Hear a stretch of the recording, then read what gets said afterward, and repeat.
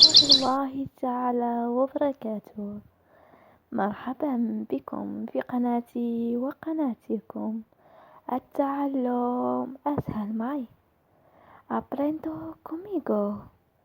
متأسفة على الغياب الطويل، ولقد عدت من جديد في فيديو جديد بإذن الله.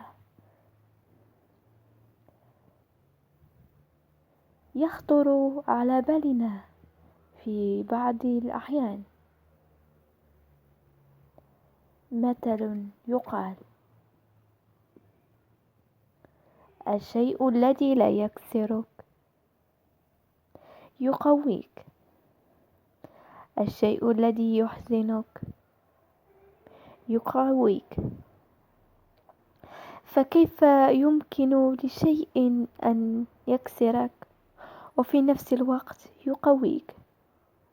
فكيف يمكن لشيء يحزنك وفي نفس الوقت يمدك بقوة عظيمة لتبدأ من جديد؟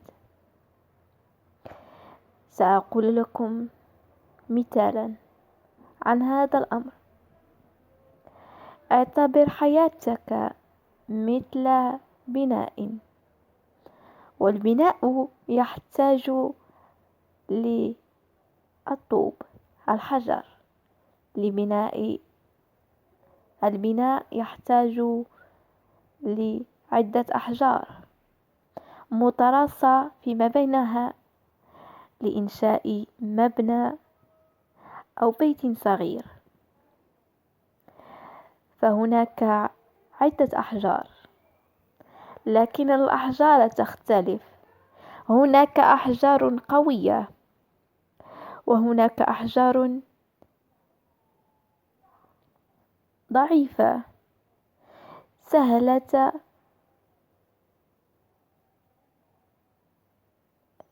سهلة الهدم. فاعتبر الأشياء التي تمر في حياتك وتشكل معبرا لعبور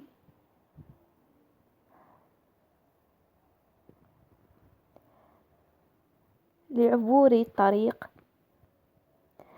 اعتبر أن حياتك عبارة عن حجر قوي بقربه أحجار ضعيفة، فتلك الأحجار الضعيفة هي تلك الأشياء الحزينة التي تحزنك، التي تضعفك.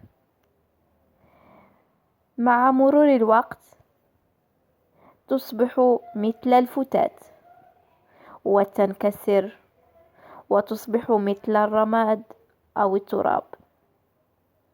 فاعتبر هذه الأشياء شيء عابر وسيمر، وأن الأيام ستبين لك الشيء الذي سيدوم. هي تلك الأحجار القوية الصامدة أمام الأعاصير، الصامدة أمام الزلازل، زلازل الحياة، ضغوطات الحياة، يأس وحزن. لكن في ظل هذا الحزن هناك فرح وسعادة وأمل. فلا تيأس أيها المستمع، فلا تيأس أبدا ولا تفقد الأمل، لأن الحياة تكتب لك أفراحا لم تكن تعرف بوجودها.